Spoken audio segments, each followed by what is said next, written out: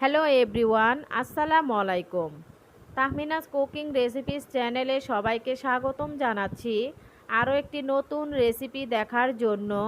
সর্ষে ইলিশ। আর এই সর্ষে ইলিশটা আমি সাধারণত রান্না করি গ্রামগঞ্জের সেই আদিকাল থেকে, যেভাবে নানি দাদিরা রান্না করে আসে, একেবারে অথেন্টিক সেই উপায়। কারণ এই সর্ষে ইলিশটা একেবারে আদিকাল থেকে যেভাবে চলে আসছে সেভাবে আসল টেস্টটা পাওয়া যায়। ইলিশ রান্নার বিভিন্ন আইটেমগুলোর মধ্যে এই সর্ষে ইলিশটা যেন সব থেকে বেশি মজার। তো চলুন চলে যাই পুরো রেসিপিতে। আজকে সর্ষে ইলিশ রান্না করার জন্য আমি এখানে 5 টুকরো ইলিশ মাছ নিয়েছি। আর সর্ষে ইলিশটা যেহেতু মাছটাকে না ভেজে কাঁচা অবস্থায় রান্না করা হয়, তাই মাছের টুকরোগুলো একটু বড় করে কাটলেই এই রান্নাটা বেশি ভালো হয়। এই সর্ষে ইলিশ রান্নার জন্য আমি সামান্য কিছু মশলা ব্যবহার করব। নিয়েছি হাফ চা চামচ হলুদের গুঁড়া, হাফ চা চামচ মরিচের গুঁড়া, স্বাদ মতো লবণ এবং 6-7টি কাঁচামরিচ। আর সাথে লাগছে 4 টেবিল চামচ পরিমাণ সাদা সরিষা বা হলুদ সরিষা। আর ফোড়নের জন্য এখানে নিয়েছি 1 চিমটি বা 1/4 চা চামচ পরিমাণ কালো জিরা। এবার সামান্য একটু পানি দিয়ে সরিষাটাকে ভিজিয়ে রাখবো 10-15 মিনিটের জন্য। পানি দিয়ে সরিষাটাকে একটু কচলিয়ে এভাবে ধুয়ে নিতে পারেন, এতে করে সরিষার ভিতরের কোনো ময়লা থাকলে সেটা পরিষ্কার হয়ে যাবে। আবার অনেক সময় দেখা যায় সরিষাটা পুরনো হলে রান্নার পরে সরিষাটা একটু তেতো তেতো লাগে। তো এভাবে কিছুক্ষণের জন্য ভিজিয়ে রাখলে সে তেতো ভাবটাও আর থাকবে না। আমি সরিষাটাকে পরিষ্কার করে ধুয়ে 10 মিনিট ভিজিয়ে রাখার পরে পানি সহ এটা ব্লেন্ড করে নিব। তবে চাইলে কিন্তু আপনারা এটা পাটায়ও বেটে নিতে পারেন। আর সাথে 3টা কাঁচামরিচ ও কিছুটা লবণ দিয়ে দিচ্ছি ব্লেন্ড করার সময়, এতে করেও কিন্তু তেতো ভাবটাও থাকে না। তো আমার এখানে সরিষাটা ব্লেন্ড করা হয়ে গেছে। আমি এখানে সামান্য কিছু পানি আরও অ্যাড করে সরিষাটাকে ভিজিয়ে রাখছি, কারণ রান্নার সময় সরাসরি তেলে সরিষাটাকে না কষানোই ভালো। রান্নার জন্য চুলায় একটি পাত্র বসিয়ে সরিষার তেল গরম করতে দিচ্ছি 1/4 কাপ। সরিষার তেল ব্যবহার করলে কিন্তু এই সরিষার ইলিশের রান্নার মজাটা আসে। এবার তেলটা একটু গরম হয়ে গেলে এখানে 1 চিমটি কালো জিরা দিয়ে দিলাম ফোড়নের জন্য। হালকা একটু ফোড়ন চলে আসলেই দিয়ে দিলাম হলুদের গুঁড়া আর মরিচের গুঁড়া। তবে তেলের উপর এভাবে হলুদ আর মরিচের গুঁড়া দিলে কিন্তু কালারটা খুবই ভালো আসে। তবে অবশ্যই খেয়াল রাখবেন এটা যেন 20 সেকেন্ডের বেশি না হয়। হালকা একটু 20 সেকেন্ড নাড়াচাড়া করে যাতে মশলাটা পুড়ে না যায় সেজন্য সামান্য একটু পানি অ্যাড করে দিলাম। আর পানিটা থেকে যখন এরকম বলক চলে আসছে কিছুক্ষণ পরেই তখনই এই কাঁচা মাছগুলো এখানে দিয়ে দিতে হবে। এবারে তেল মশলাতে কাঁচা মাছগুলো একটু ভুনে নিব। সাথে সামান্য একটু স্বাদ মতো লবণও দিয়ে দিলাম উপর থেকে।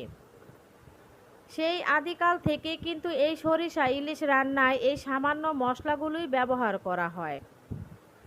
আদা রসুন কিংবা পেঁয়াজ কোনোটাই কিন্তু সরিষা ইলিশ রান্নায় কোনোভাবেই যায় না। ঢাকনাটা দিয়ে 2 মিনিট অপেক্ষা করব মাছগুলোকে ভাপিয়ে নেওয়ার জন্য। 2 মিনিট পরে ঢাকনাটা খুলে মাছগুলো খুব সাবধানে অপর পাশ উল্টে দিতে হবে। ইলিশ মাছ এমনিতে অনেক নরম হয়, আর যেহেতু মাছটাকে না ভেজে কাঁচা অবস্থাতে রান্না হচ্ছে, তাই এই পর্যায়ে মাছটা খুব বেশি নরম আছে। একটু সাবধানে এই কাজটা করতে হবে। উল্টিয়ে নেওয়ার পরে অপর পাশেও মাছটাকে 2 মিনিটের মতো মশলার সাথে ভুনে নিতে হবে।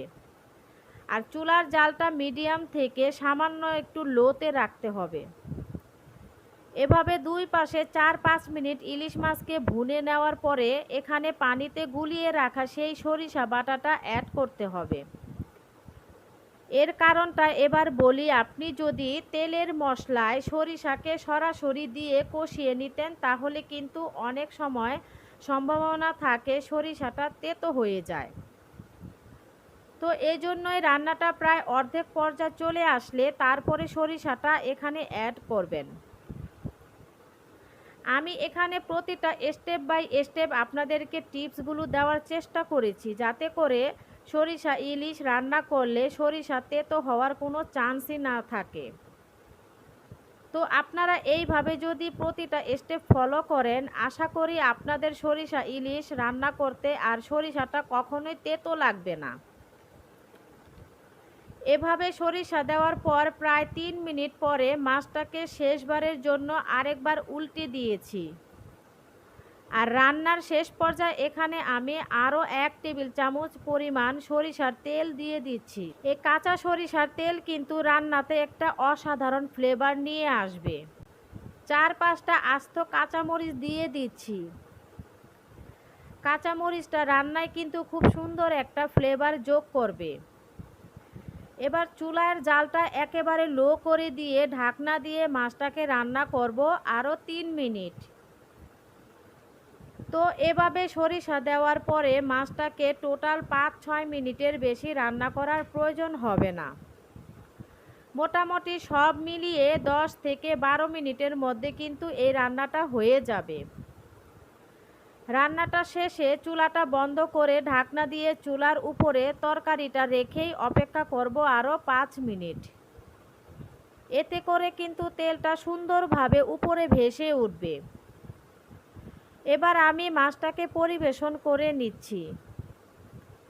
আর এই সর্ষে ইলিশটা কিন্তু পোলাও, খিচুড়ি ও সাদা ভাত যে কোনো কিছুর সাথেই অসাধারণ লাগে খেতে।